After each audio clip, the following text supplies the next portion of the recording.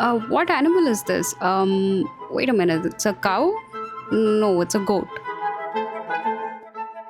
Hey, where's the traffic signal? Where's the noise? Where's the pollution? Where's the chaos? So over here you see this is our fertility garden, and I like to say sorry and please don't feel offended when I talk about this. And that's a beautiful home. Look how colorful it is. Welcome to episode 2 in the Bhutan series. It is day 3 and we'll be exploring Thimphu, the capital city of Bhutan.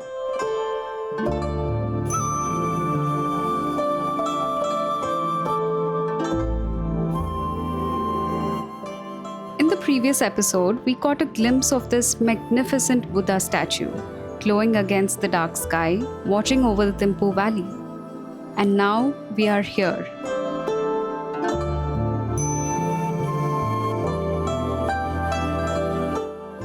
The panoramic view from up here is simply breathtaking.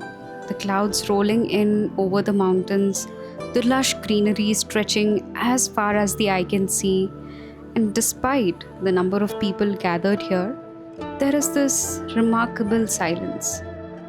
A stillness that you can actually feel.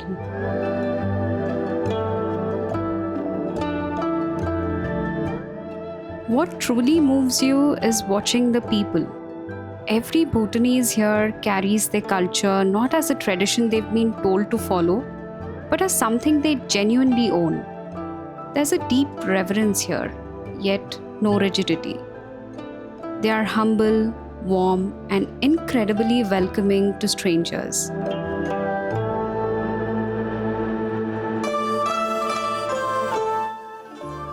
This country has a calmness to it, a positive stillness. And it hasn't happened by accident. It has been preserved, passed down carefully from one generation to the next.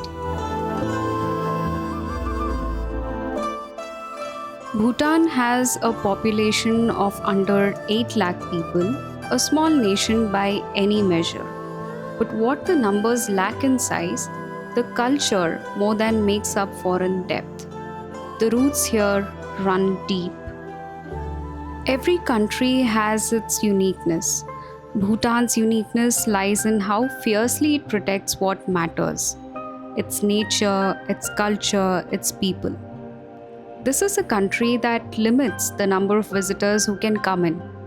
To enter Bhutan, you must pay a sustainable development fee, and you are required to hire a local licensed guide and driver. Without them, you simply cannot explore the country. And honestly, I respect that because it tells you everything about how seriously Bhutan takes its responsibility, not just to its people, but to the land itself. From the serene heights of Buddha Dordenma, our next stop brought a beautiful surprise: the Devi Panchayan Mandir, the first Hindu temple ever built in Thimpu. In a country deeply rooted in Buddhism, the presence of this temple is quiet but powerful statement that Bhutan's spirit of acceptance extends beyond its own faith. A reminder that this little kingdom holds space for everyone.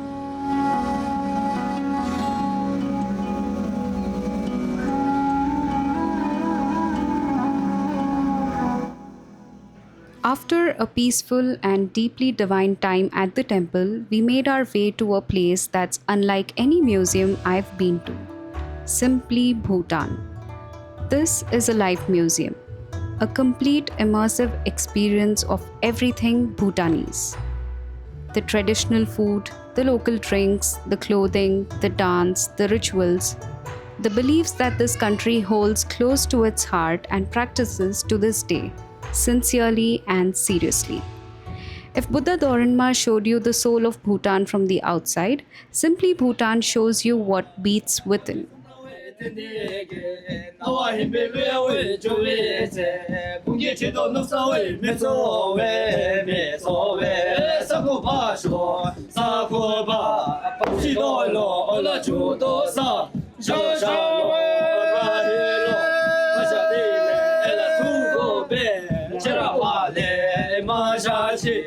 Kachinale Elamisha. So over here you see this is our fertility garden, and I like to say sorry and please don't feel offended when I talk about this. So you see the person over here in the poster, he is the great Buddhist master. Okay, his name is Cheje Drukpa Kinle. So we even have his temple there at Punakha known as Chimmi Lakhang, the fertility temple. So like if a couple is not having a child, if they have any kind of fertility issues, they can simply go to his temple, make a prayer to him, and we believe that he will bless them with their child. And he is also known as divine madman, since he has the craziest methods of subduing demons. You know, like all the gods, they have their auspicious weapons to subdue demons, but in case of him, he uses his own phallus as a weapon here. And we also believe that his phallus holds many different kind of powers like thunderbolt, fire, wind and all. And you must have also noticed all the shapes been painted on the walls, some been hanged on the doors, just like in India. Few people they hang chili and then lemon on the door for evil forces. It's the same purpose here also, but over here instead of all the like chilies and lemons, we keep the phallus shapes. Okay, and we also believe that he is the creator of our national animal takin. You must have also heard about takin. You can even see the picture of a takin there. So takin has the hair of a goat and then body of a cow. Okay, it's our national animal. So if you want some pictures here, you may take pictures and then we'll be going to the next. Festival, highly qualified monks. They wear this mask and then they perform a mask dance here. These are the traditional masks of Bhutan, and each one tells a story. Used during the sacred charm dance performances, these masks represent deities, demons, and animals, each carrying deep spiritual symbolism. The dancers who wear them are believed to embody the spirit of what the mask represents, making the performance not just an art form but an act of devotion. The craftsmanship is extraordinary, made from wood and natural colors. Some of these mask traditions are centuries old, passed down through monasteries, performed during the famous festivals that bring entire communities together in celebration and prayer. In Bhutan, a mask is never just a mask, it is a bridge between the human and the divine. Different directions here. And you see the red mask here. So he is the Lord of Death. We believe that after our death, there will be kind of judgmental day where there will be differentiating between our good deaths and then bad deaths there. So we believe that he will be acting as a judge over there. And you see the monkey mask here. He is like an accountant. We believe that he keeps the record of our entire life dates here. And you see the red mask here. So those red masks are mostly worn by the spiritual masters, like master of mask dancers. But during the performance, he will be also acting as a clown there. And you can see here, those are all our traditional musical instruments here. So they play it with the help of the sticks like this. Okay, you just have to like tap it gently like this. So if you're interested, all of you can take turn. You can try playing those. You may take some pictures here, and then we'll be going to the next.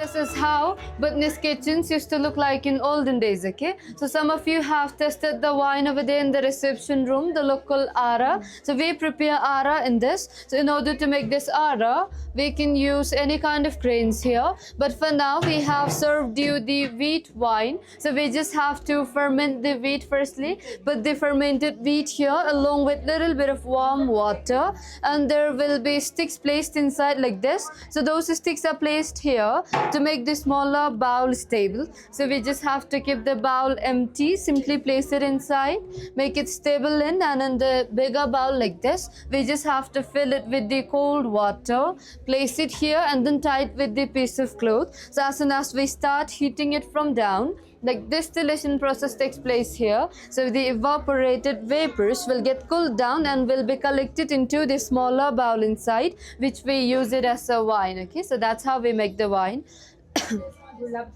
And have you all ever tried butter tea before?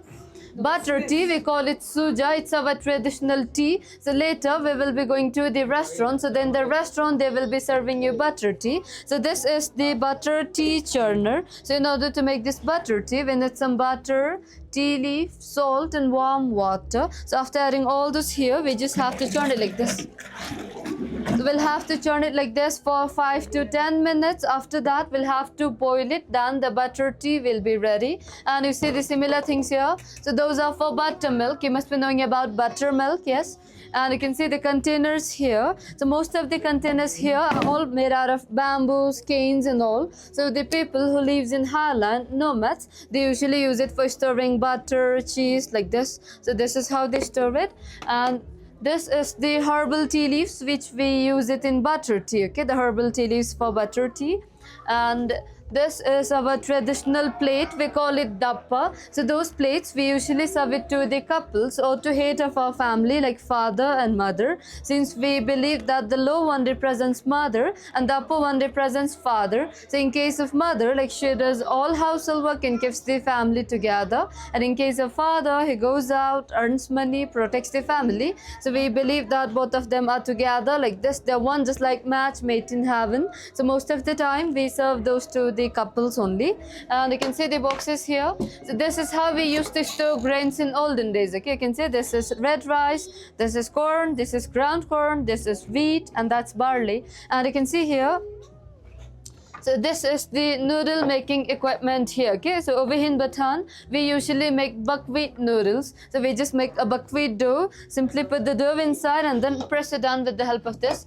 We just have to press it down, then the noodles comes down, okay. So if you're interested, you can come over here, you can try churning, you can see the things, hold the plate, take pictures together, and then we'll be going to the next.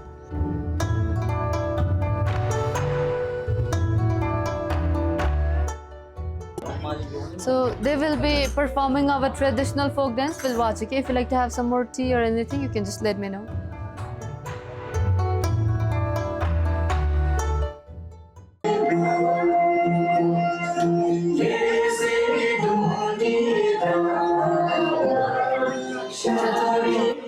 And then the dance. Bhutan's traditional folk dance is as mesmerizing as the country itself. Slow, graceful, intentional, every movement has a meaning. The costumes are vibrant, the music is meditative, and the whole performance draws you into a world that feels timeless.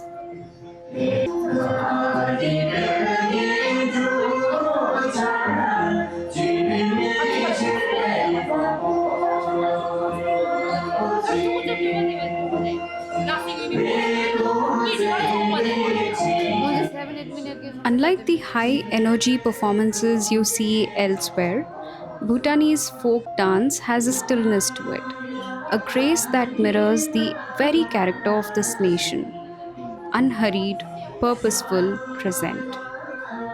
These dances have been performed for centuries at festivals, at monasteries, at royal celebrations. They are not performed for entertainment alone, they are offerings. A way of expressing gratitude, invoking blessings, and keeping the cultural thread alive from one generation to the next. Watching it here at Simply Bhutan, in this intimate setting, it feels less like a museum exhibit and more like a privilege. So I'd like to request all of you to please join them and dance along with them. Dancers will be helping you with the steps. You can just try to follow, okay? The museum also gives you a beautiful peek into what a traditional Bhutanese home looks like. Colorful prayer flags fluttering at the entrance, corn hung out to dry along the walls. Every little detail you see is intentional, rooted in either a practical need or a cultural belief, and sometimes both. There is a warmth to these homes that photographs cannot fully capture. Simple, earthy, and yet so full of life and meaning.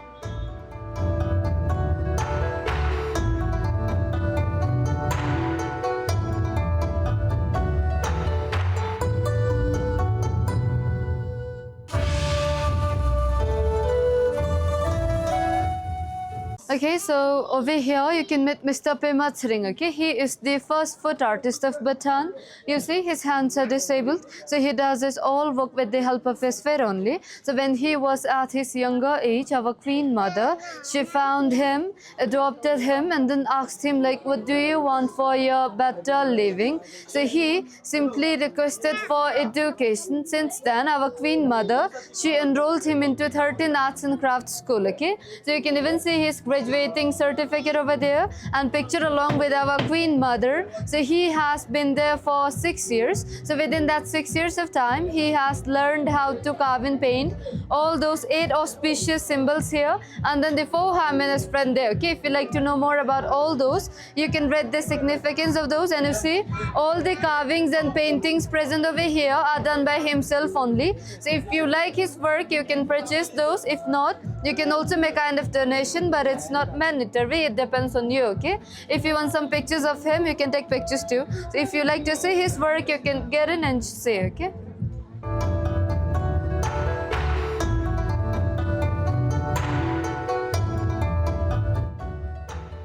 Simply Bhutan also gave us a chance to experience archery, the national sport of Bhutan, a sport taken very seriously here, practiced with focus and pride by the Bhutanese.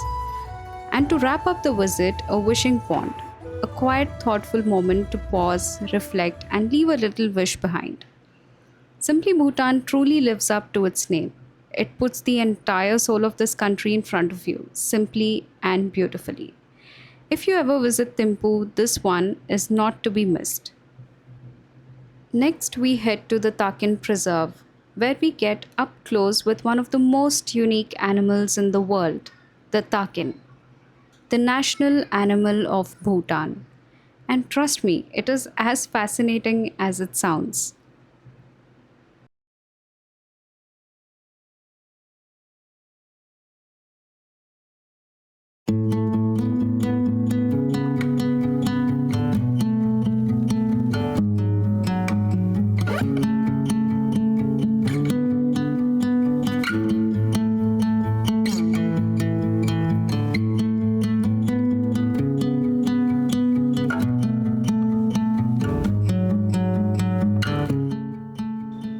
The Takin Preserve, a sanctuary nestled in the hills of Thimpu, home to one of the most unusual and fascinating animals you will ever lay eyes on. This is the Takin, Bhutan's national animal. And the moment you see it, you understand why it holds such a special place in this country's identity. The takin is unlike anything you can easily compare. It has the body of a wild beast or a cow, the face of a moose or a goat, and the hooves of a goat. A creature so unusual in appearance that it almost looks like something out of mythology. And in Bhutan, it quite literally is.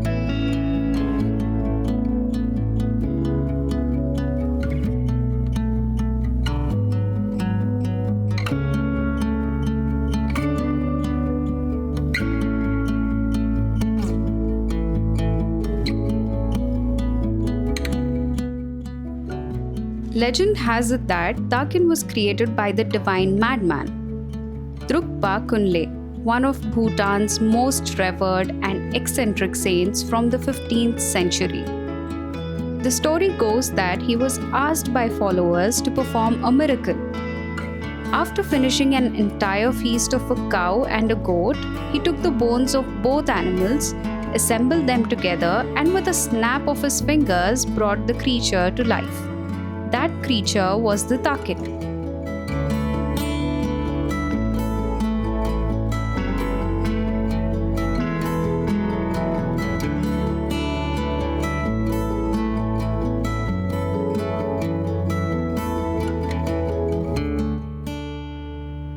Sounds like a folklore, but standing here looking at this animal, you almost believe it. It truly does look like two animals put together, a living legend wandering freely in the hills of Thimpu.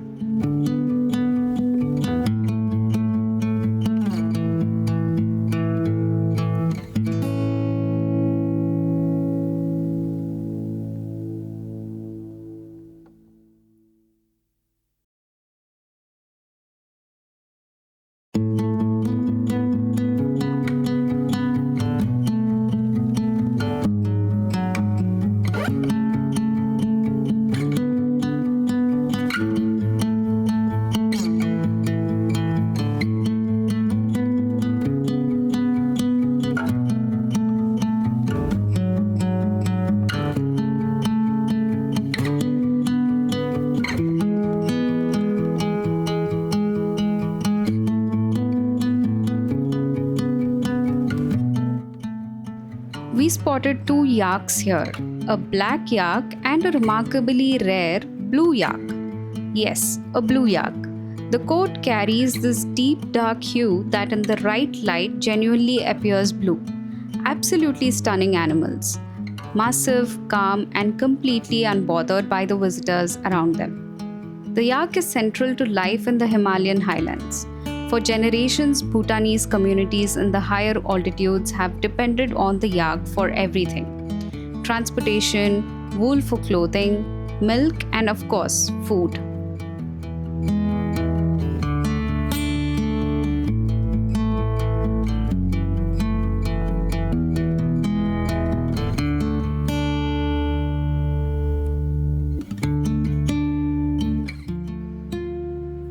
The takin is found almost exclusively in Bhutan and a few parts of the eastern Himalayas.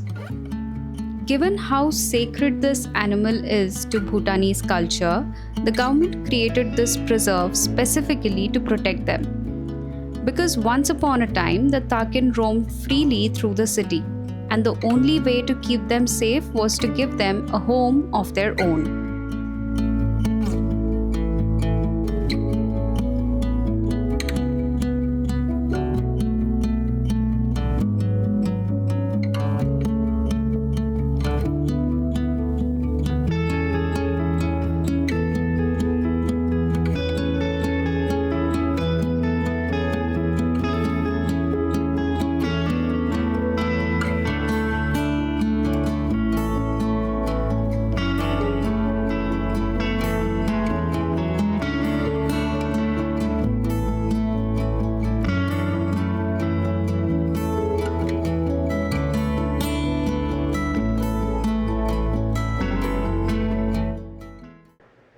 On our way back from the Takin Preserve, our guide made a spontaneous stop, and it turned out to be one of those unplanned moments that you end up remembering the most. Spread out before us was a sweeping view of Thimpu, the golf course sitting peacefully in the valley below, and the city's buildings climbing up the surrounding hillsides. A view that makes you pause and leaves you mesmerized. And that's when our guide pointed out something that completely changed how we looked at the buildings around us. Look at the rooftops. Some are red, some are green. And in Bhutan, that is not just an aesthetic choice, it actually means something. A red rooftop indicates that the building belongs to or is associated with the government or a religious institution. It is a color of authority, of faith of the state. A green rooftop, on the other hand, marks a private residence or a commercially owned building. Red and green, government and private, faith and daily life, all coexisting in one valley. Day 3 ended with a walk through the Thimphu Market. But the biggest surprise wasn't the market, it was the streets. Thimpu is the only capital city in the world with no traffic signals. Traffic police manually manage every intersection, and every vehicle simply obeys. No honking, no chaos, no impatience. Just calm, orderly, peaceful roads. In other cities, this would be unbelievable. In Bhutan, it just feels natural. And that is Bhutan in a nutshell. That's a wrap on day 3. See you in the next one.